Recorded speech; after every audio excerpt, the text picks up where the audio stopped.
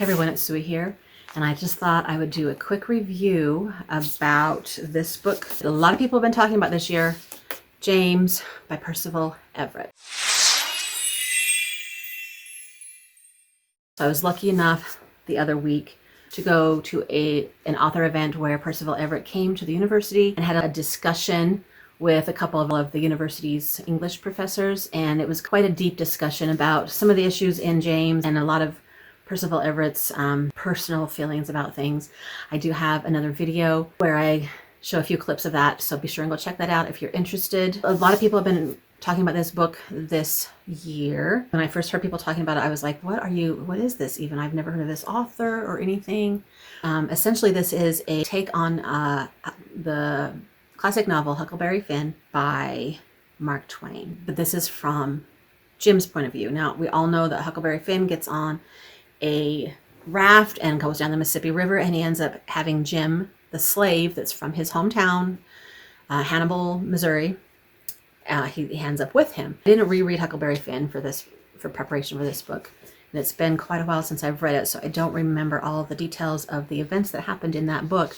But I'm assuming that the stuff that happened in this book happened in that book, but we just from Jim's point of view, we get all these his take on everything, which is awesome, because James is an awesome character. So Jim, he's Jim in the book, but he's running away because he feels like he gets word that maybe he's going to be sold, and he decides that he's going to try and get away and figure out how he can earn money to come back and buy his wife and his daughter so that they can be free. He beats up with Huck, who is also running away from his dad, who beats on Huck, and so they hide out on the island for a while, and then they end up needing to leave that area, and then they make the raft, and they're going on the raft, and they meet up with a couple of different people, and the Duke and the King, what do they call him? The Dolphin, the Duke. They start treating Huckleberry and Jim real terribly, and that's when Jim decides he is out of there. And so he runs away, and he ends up leaving Huck with them, at least in this book.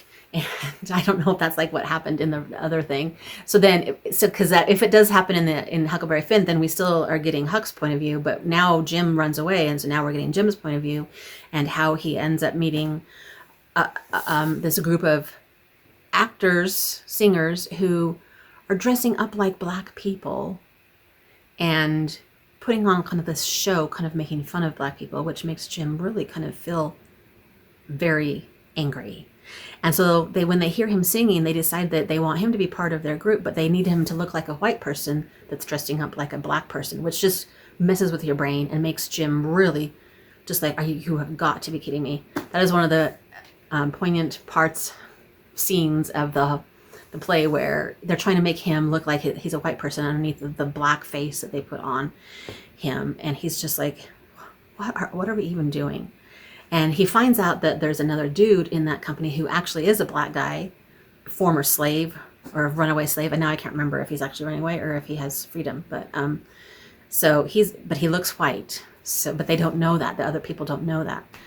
But then they talk and they become friends, and then he helps him escape again, and oh my gosh, it's just like one adventure after another. They end up concocting this plan where the guy that looks white will sell Jim, and then Jim will run away, and then they'll sell him again, and then Jim will run away. So that's the way that they're going to earn money.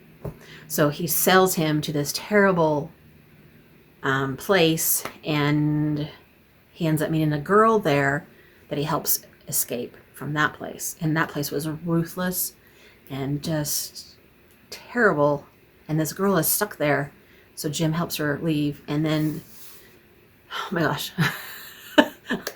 it's just like so many things, and you're just like rooting for them so bad to just have some break that will help them, and sad stuff happens, and oh my goodness, and it's just so good.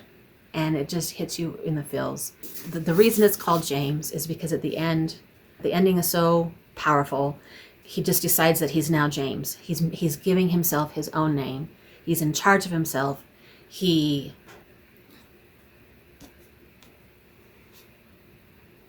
I didn't think I was going to cry about it. Anyway, I didn't even cry during the book. I cried at one point. I can't remember what it was now. Okay, so James is the powerful statement that he makes that he is now his own person. Doesn't matter if anybody owns him or not. He is James. He's made it's the power of names.